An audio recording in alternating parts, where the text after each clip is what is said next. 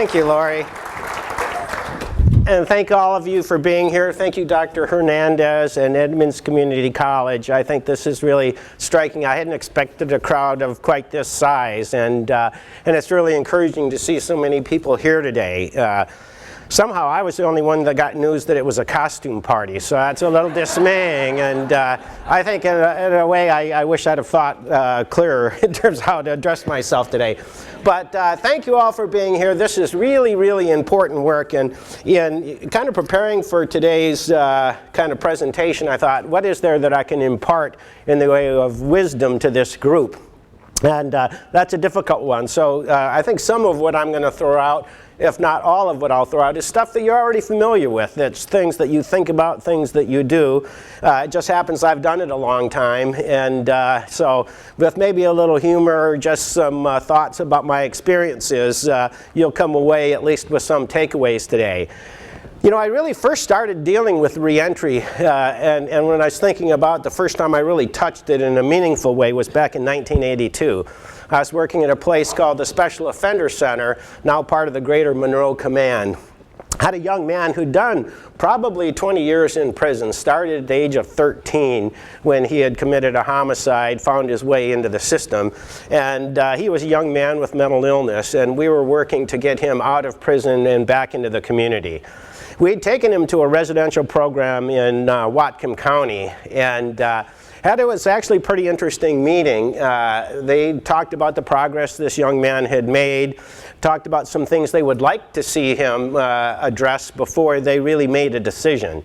And I remember we went back to prison, and of course I'm thinking there's no way this gentleman can really do all the things that they asked of him. He certainly hadn't demonstrated in the time we'd worked with him the ability to do that. But darned if over the next 6 weeks he didn't every day get up, go to the exercise room. He really attended to those relatively minor things the facility had expected of him. And I'll never forget when we went to that next meeting and he was sitting there and they kind of were talking to him with encouragement that, gosh, you know, you've really done those things that we'd asked you to do. And, you know, gol darn it, we're going to give you a chance. And at that moment, poor Ian transformed. And I think the thought of getting out suddenly overwhelmed him. And the next comment was, gosh, you're a nice looking woman, and I haven't been with a woman in a long time. And it went downhill from there. And, and for my part, it was like, holy cow, this is more difficult than I might have guessed. And so that was the first step in terms of what the world is about when you're taking somebody from an institutional setting, particularly a prison or a jail, and moving them into the community. And I applaud you all for engaging in that business, because it is not easy business. And so along with some stories, I guess, I'd talk about the things that are important to me. I know the issue of partnerships, of finding housing, of finding those resources. You know, we're all familiar with those things as we're trying to, you know, pull that piece together of moving from one setting to another. But I think there are other issues that are bigger than that you really have to take a look at. And certainly in terms of the length of my career, I think I'm 34 years into this now. Things that have helped me to stay kind of on top of my game and continue to focus on those issues, at times in the face of some opposition to the thoughts of reentry and what it means, and really the steps we take to help people make that change from the life of incarceration to the life with the rest of us in the community. And so those are some of the things I'd like to touch base on. And first and foremost for me is the whole issue of humor. That I can't really take this too seriously, otherwise it will make me a crazy person. Honestly, it's looking at those cases, those individuals that you work with, your co-workers, finding a chance to kind of let go, find some humor in an otherwise humorless occupation. And so I would encourage you, as you do the work that you do, is to look at yourselves, how you do the work, how seriously you take yourself, the work that you do, so you can find a balance between, again, being driven sort of off the deep end because of the magnitude of the tragedy that oftentimes is in front of us. So I really look at using humor and then pairing that with the success that you're going to see, because those are the things that are going to build in the resiliency, the ability to keep with this day after day, year after year. I can't stress enough how important this work is. The impact that all of you have on your communities, on our communities, is tremendous. And so never let anybody minimize the import of the work that you do. There is nothing more important in helping people have lives that don't include having people tell them what to do every waking hour of the day. Again, I really want to thank Edmonds Community College for hosting this today. I know, if not one of the best partner I have in Skagit County is Skagit Valley Community College. And the more I look, and thank you, I think I have some of my partners here today from Skagit. Really, it's in terms of the work that we do of helping people to make that transition from confinement to a life outside. You really need those organizations that are going to provide that assistance, that are going to be very innovative, that are going to be very welcoming in terms of taking on that task of helping people make that transition. I often say to people I deal with, listen, if you want people not to come back, if you tell them to be different, you have to give them the skills to be different. And it's really at the community college level, the kinds of things that college will focus on that will help people make that transition.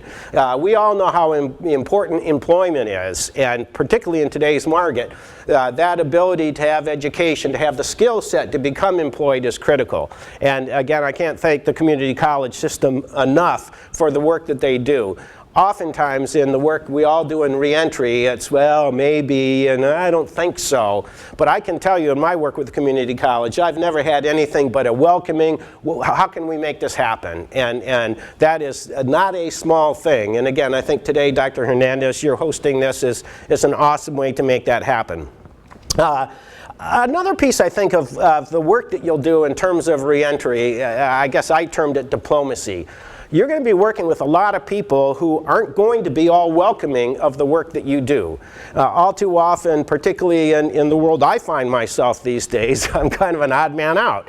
A lot of people don't really subscribe to the helping people get up on their feet. It's, you know, it's a punishment-oriented system, and we as a state have gone that direction. And so how do we do our work in light of a system that is oriented toward punishment? And I know what I see with State Department of Corrections, and I love that agency. I spent a lot of years working with those folks. But I think we're getting a real mixed message these days of helping people make that transition and be successful in the community versus what I see as some militarization of that organization. And so that issue of the message that you're giving the people that you're working with, I know in the work that I do in the jail and with my staff, the focus is always not on what's happening now, but what are you doing today so that tomorrow it's going to be different for you. So that when you step out of here, I'm going to run into you in the grocery store and not in the jail. And so all my interactions as I go through the pods in the jail are oriented in that way. And I really work with my staff in having that same message, that it's, okay, whatever's happening today, what are you doing today so that tomorrow is different? And we're in a tough position right now. I'm in a very overcrowded jail, probably the most overcrowded jail in the state. At the same time, we're about to launch into building a brand new facility. And we as a community have been very supportive of the programming end of what we're looking to do. I know that it's kind of funny when you're building a jail and you've kind of designed it and then you're looking at the costs. When you have to then start cutting back on what you've created, they call it value engineering. I keep laughing about that term because it sounds like such a positive thing. Well, we've done a lot of value engineering and cut in a lot of spaces, but credit to my community, we formed a committee of municipalities of the county looking at how we're funding and financing the jail. And they all came together, and after a presentation about the importance of programming, they kicked another $400,000 in to preserve that programming space. So while we had to cut back on other spaces, our community recognized that, again, if we're going to make this, this break and we're going to impact recidivism, the only way to do that is provide programming, to provide the skills so that people can change and be other than what they've been. So it's really exciting, and again, I point to Skagit Valley Community College and the partnerships that we're developing in terms of helping people leave from the jail and into a setting where they can be successful, particularly in participation with the college. We've created what we call the Community Integration Program, where we're taking individuals who've participated in educational programming in prison, that are demonstrated some interest in the jail, and we're rolling them into the community college, where you have enrollment support to apply for grants, support in terms of remediation of some educational deficits, and again, we're seeing some great success. And for me, it doesn't take much more than 1 or 2 people before I get a sense of, you know, this is worth it. That even seeing one person that's really got a life makes a tremendous difference to me. I've talked a little bit about resiliency, humor. Another part, I guess, that's important to me is the issue of partnerships. And we all recognize working with other agencies. And I guess in looking at partnerships, for me, the issue is greater with the relationships. And I'm fortunate in Skagit County. We're a relatively small county. The power of knowing one another is really, really critically important. And so these kinds of opportunities to shake hands, to meet somebody you haven't met before, hey, I've got an idea, hey, I didn't know you were doing that, we can maybe help in that regard, is really critically important. I kind of feel bad for people working in King County. Jim, I feel for you, buddy. You know, there's a ton of people to deal with. And so that ability to form those personal relationships is much more difficult. But again, these kinds of opportunities to meet people, to network, to get to know one another on a personal basis is so helpful in terms of moving ideas forward. And so for me, it's really, I'm really gratified to see a lot of people I work with, Rob with Pioneer, again, my partners with the college.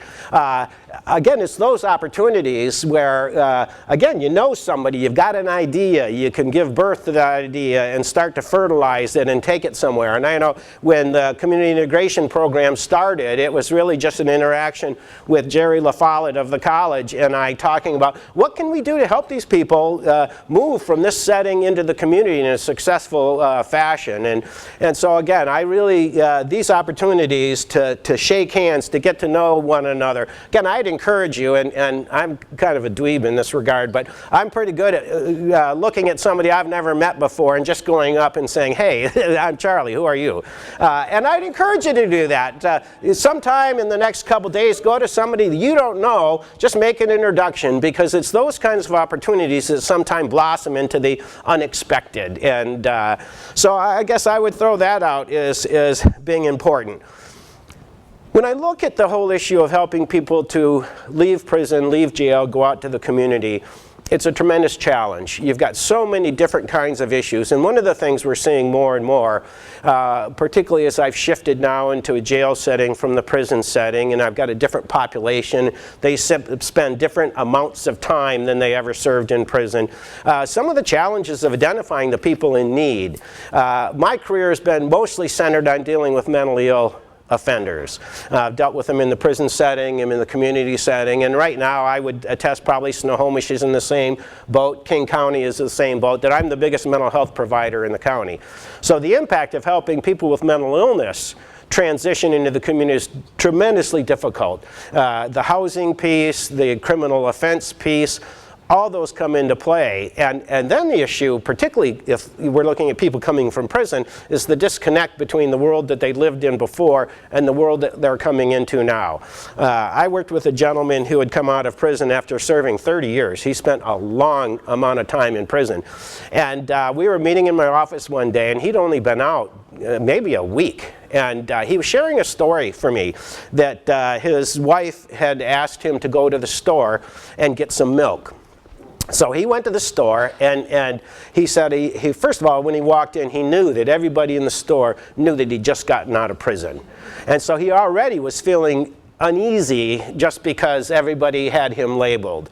But he finally found his way to the milk case, and he said to me that I just panicked. He said, I looked, and there was row upon row of 1%, 2%, whole milk, you know, curdled milk. And he said he just sat there and he was powerless to make a decision. He just panicked. And he said he literally bolted from the store almost in tears because he couldn't handle purchasing milk. I just felt so bad for the guy. And it just struck me, how in the world are we going to bring this guy back to the world we're in from the world he used to reside in? The challenge is, and in working with individuals, and the things that they bring to the table are tremendous sometimes.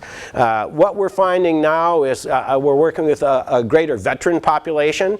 I think certainly prisons are experiencing, and I know from a jail's perspective, we're seeing a lot of behavior attached to service. And so looking at ways we can better serve the population of veterans. I would guess probably somebody's here, I would hope, from the Veterans Organization, but that's a subpopulation of people transitioning that is again, you have to look at. We're looking at the issue much more greatly in jail now of transgendered persons, of how we deal with persons coming into my jail who might be at risk of abuse by others, who need special services when they get out. We're looking at the kinds of things I as a jail have to provide constitutionally versus what I can afford to provide, conversion therapy, all those kinds of things that 30 years ago just weren't an issue at all.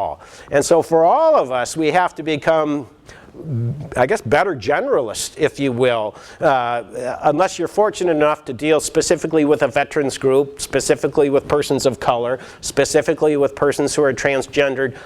We don't have that ability. Again, I'm a small jail. I don't have a lot of staff. And so we really have to look at what can we do for each of those pieces to move them forward.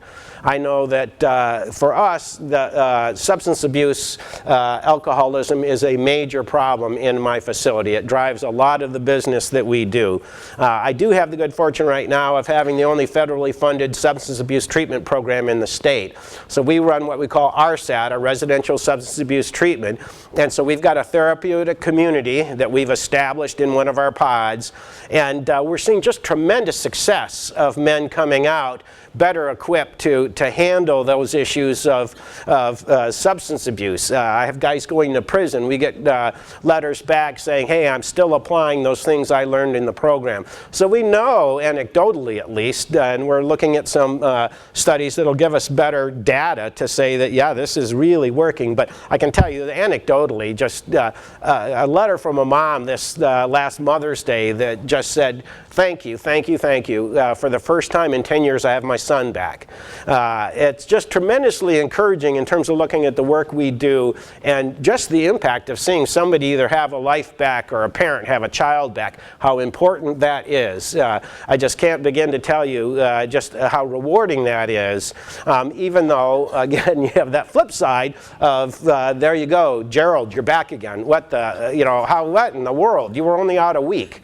And looking again at those things that, how did the wheels come off? And again, I'm very comfortable going into the pods, having those interactions, and I had an interesting one just a week ago when a young man was back. He'd been out of prison a week, got caught in a police chase, rolled the car, was back in jail, and I just had to ask him, a week? Seriously, a week? How does anybody, self-destruct in the space of a week? And actually, the other guys in the pod kind of picked up on this and had some fun with it as well.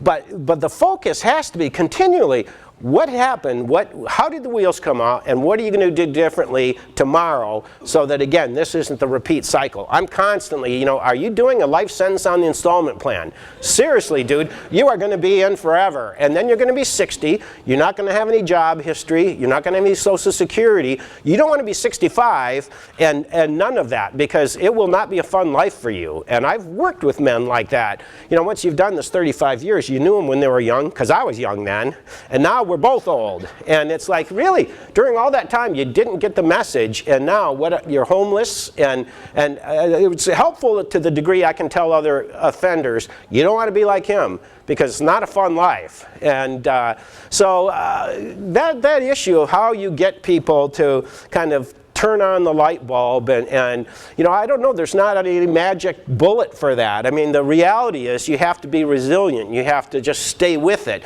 You have to continue voicing that message, and you have to believe in it. You have to believe in people's power to change.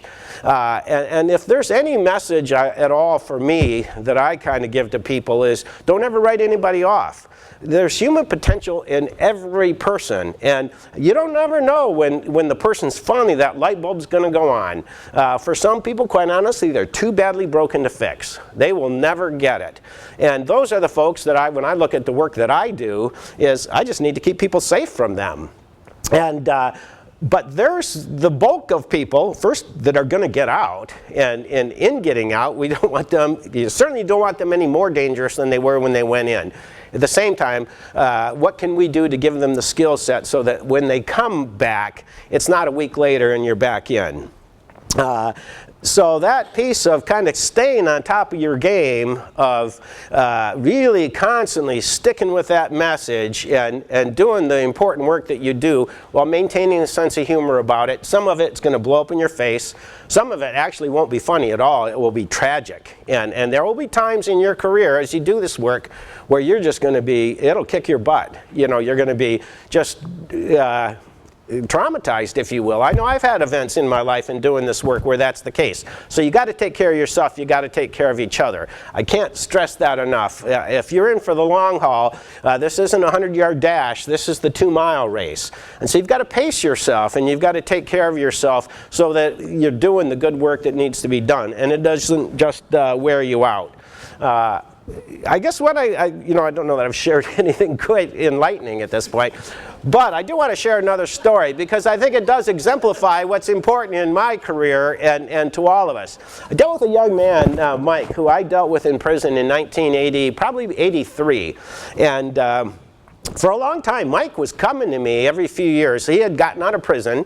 I had actually been all around the state. I had worked at Tacoma, in Tacoma, at Lincoln Park Work Release, doing reentry with mentally ill folks. I had jumped around with DOC in other positions, but Mike happened to be in Skagit County. I'd known him at the Special Offender Center, and somehow he got wind that I was working out of the Mount Vernon field office. And Mike started showing up every so often to thank me. And so he'd come in and just say, hey, I was just passing through, wanted to say hello, let you know I'm doing good, got a job, as he always wanted to do, working in a sporting goods store.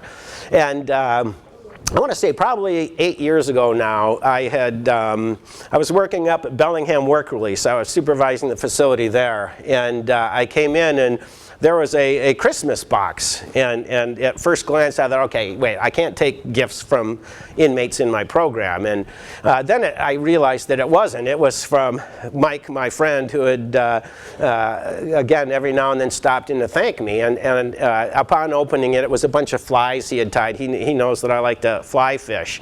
And I was really struck, and it was very kind of him to do it. But again, I was just left wondering, why does he keep doing this? I don't, why? And so he came in about a week later with some smoked fish that he had caught. And I finally caught him. I says, Mike, first of all, thank you so much. But I've got to ask you, for the life of me, I don't know what I ever did to deserve your continual thanks. And he said, I was back in prison and I was really in a bad place. At that time we were running a behaviorally disordered program where we were running people through this program that weren't cutting it at other prisons. At that time we had all of 3 or 4, so it wasn't that broad a population. But we had a group of guys that were just continually getting into trouble in the prisons in which they were located.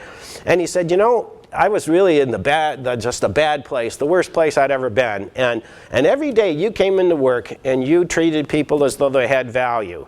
Every day it was words of encouragement. And I just said to myself, if you can work with idiots like us and maintain that kind of attitude, I don't want to be like this anymore. I don't want to do this anymore. I want to have a life like you have. And he said, at that point, I just said, every day I'm going to do things that I need to do, and I'm not going to do those things that get me into trouble anymore. And he said, just day after day, I told myself, I don't want this life. And he said, I got out of prison, I got this life together, and it just struck me that all I had to do was treat somebody like a human being, and it made all the difference in the world. Coincidentally then, about a month or so later, I had a woman that I'm friends with in our community who worked with the foster adopt program through Department of Social and Health Services. And a few years before, Mike had approached me, a letter of support. There was going to be a foster family. So he had worked with me. I'd sent the letter. I know my friend with DSHS had been supportive of it. In the end, it wasn't successful. Headquarters said, because of his criminal history, denied that opportunity to be a foster parent. And that's just how it went. And Mike was good with it. But my friend came to me and says, don't know if you know it, and I'm not telling you for, you know, kind of a pity party, but I'm a brittle diabetic, and I'm having to go through dialysis every few days, and I badly need a kidney. And she said, I only told you this because I know that you know Mike, because he speaks of you often. And I just wanted you to know that the other day I was getting ready to go through dialysis, and I looked up, and there stood Mike. And Mike's response to her, or overture to her, was, you know, I understand you need a kidney, and I have two, and I don't need them both. And I was just struck that here's this guy that at one point was a complete loser in prison. He couldn't even make it at the other prisons. And in the end, here he is offering up a kidney to a good friend of mine who still, it wasn't a match, and so he wasn't able to follow through. But I, at this point, haven't gone forward and offered up one of my kidneys. The point being that, you know, we can look at any of the people we work with and label them losers and look at them as having no potential. They're always going to be what they are. And the reality is they're not. For most, if not all, although again I would use the all somewhat cautiously, but for most, to tap into that thing that will help them to be other than who they are. They all have that capacity. And so if anything, I would encourage you all to really keep that in mind. Humans have that ability to change, to be more than what they've been and who they're going to be. And we can be a really big part of helping give that boost up, to help that helping hand for them, in fact, to be more and different than what they've been. And so if anything, I leave you with that. Everybody that we work with has potential. And I appreciate the fact that you're all here because you're interested in tapping into that potential. I think on behalf of the community, I thank you because this is, you know, pretty thankless work, in all honesty. And one of the things I find in this outfit that I wear is that I sometimes have people just come up and thank me. And it's like, wow, that just kind of came out of the blue. You're not dressed like this, so I'm betting you don't get that very often. And so on behalf of the community, I would say to all of you, thank you. The work that you do is important. It's critically important. It restores lives. It protects the community. There is really very little work that is more important than what you do. And so again, on behalf of the community, thank you. On behalf of all of us, thank you to Edmonds Community College. Sidebar thanks to Skagit Valley Community College. You guys really are at the forefront of really helping communities change and to do good work. So again, I thank you for the time. I think I'm 5 minutes over, but yeah, thank you. It's good to be here.